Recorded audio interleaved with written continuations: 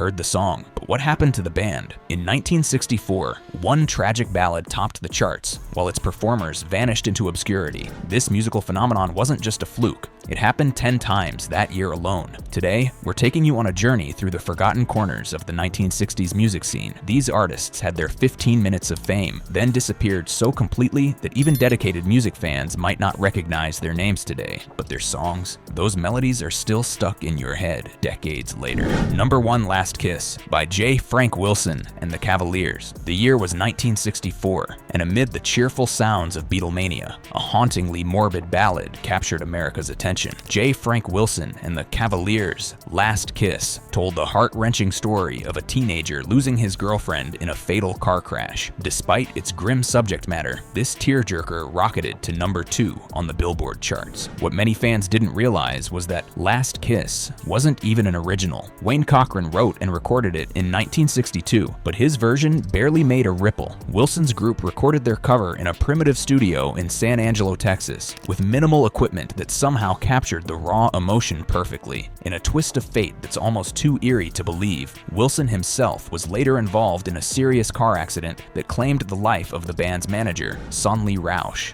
A case of life imitating art in the cruelest way. Number 2, Suspicion by Terry Stafford. Some musical stories are about tragic endings, but others revolve around mistaken identity. In 1964, radio stations across America were flooded with phone calls asking about the new Elvis song climbing the charts. But it wasn't Elvis at all. It was Terry Stafford, a singer whose voice was so eerily similar to the King's that even seasoned DJs were fooled. What makes this story truly extraordinary is that Stafford's Suspicion didn't just chart, it rocketed to number 3 on Billboard, competing directly with both the Beatles at the absolute peak of Beatlemania and Elvis's own Kissin' Cousins release. Even more ironic, Elvis had already recorded Suspicion 2 years earlier, but never released it as a single, creating the perfect opening for his sound, alike to step in. Stafford tried capitalizing on his Elvis-esque vocals with follow-up singles, but lightning refused to strike twice. His career eventually shifted to songwriting, where he penned hits like Say, Has Anybody Seen My Sweet Gypsy Rose for Tony Orlando and Dawn, proving his talents extended far beyond vocal mimicry.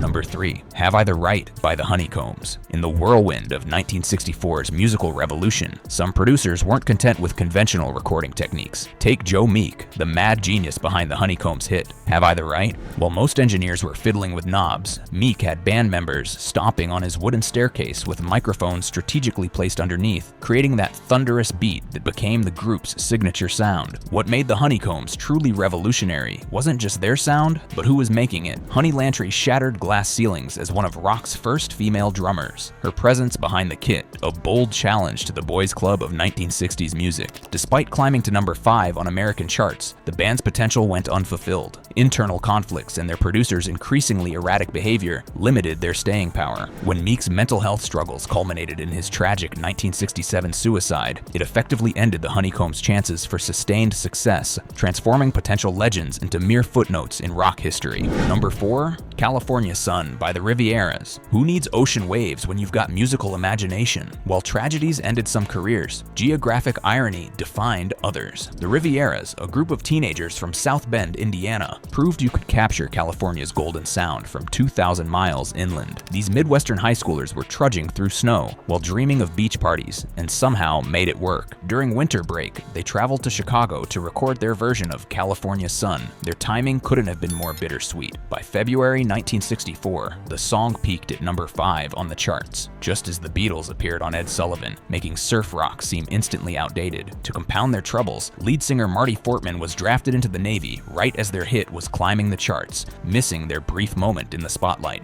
Despite selling over 1 million copies, the band never adapted to changing tastes and disbanded by 1966, their sunny California dreams melting away like Indiana snow.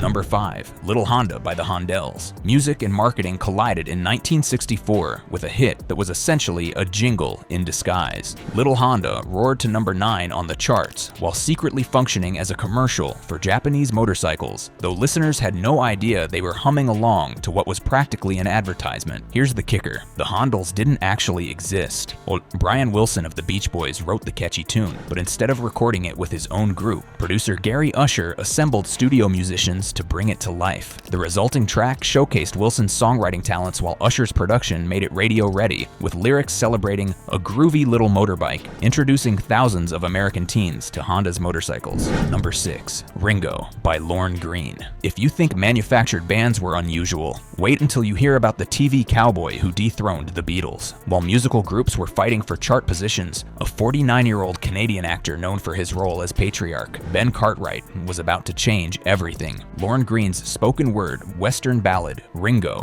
wasn't just an anomaly, it was a cultural phenomenon that knocked British invasion hits right off the top spot. This dramatic tale of a sheriff and an outlaw, with zero connection to the Beatles' drummer, captured America's imagination through Greene's commanding baritone delivery. What made this so remarkable wasn't just its unusual format, minimal singing with a narrative style reminiscent of 1950s hits, but that it connected across generations. While teenagers screamed for rock bands, their parents were tuning in to Bonanza, then television's #1 show, creating a ready-made audience for Greene's storytelling talents. Number 7. Romeo and Juliet by The Reflections. As musical trends shifted in 1964, one Detroit vocal group defied all odds with a sound that many considered a relic of the past. While Berry Gordy's Motown empire was redefining Detroit's musical identity, 5 friends who had been harmonizing together since 1955 were about to turn literature's most famous romance into an unlikely hit. The Reflections' journey to the top 10 wasn't an overnight success story.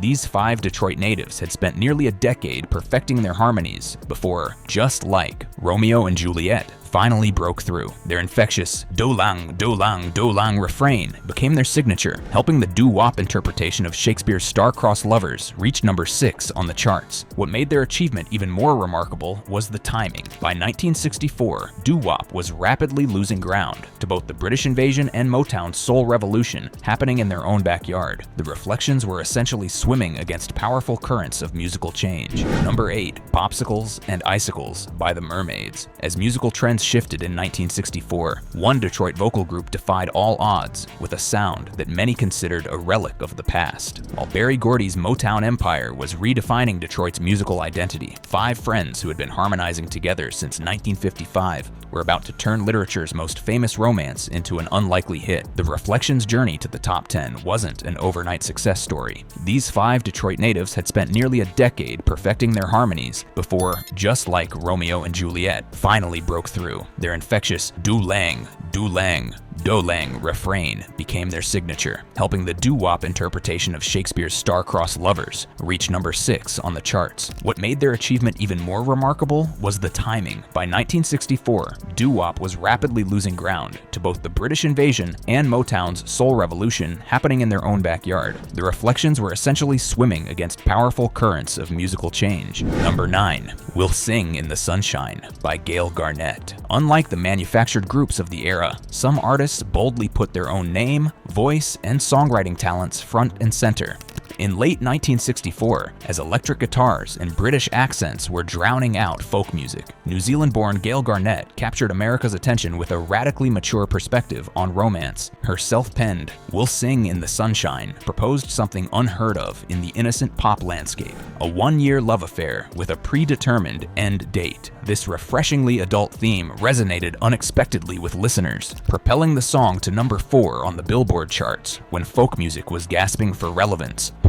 Number 10. I Want to Love Him So Bad by the Jelly Beans. While Garnett was sharing her bittersweet views on love through folk music, another group was expressing raw emotion through a completely different sound. On the streets of Jersey City, a musical chemistry experiment was taking place as the Jelly Beans fused traditional doo-wop harmonies with the emerging soul sound. The result? A passionate declaration of teenage yearning called I Want to Love Him So Bad that shot to number 9 on the charts in spring 1964. What made this song connect so powerfully with young listeners wasn't just its catchy melody, it was lead singer Elise Herbert's emotionally charged vocals that perfectly captured the intensity of early crushes. Behind the scenes, the group benefited from the expert guidance of producers Jeff Barry and Ellie Greenwich, whose songwriting magic helped polish their sound.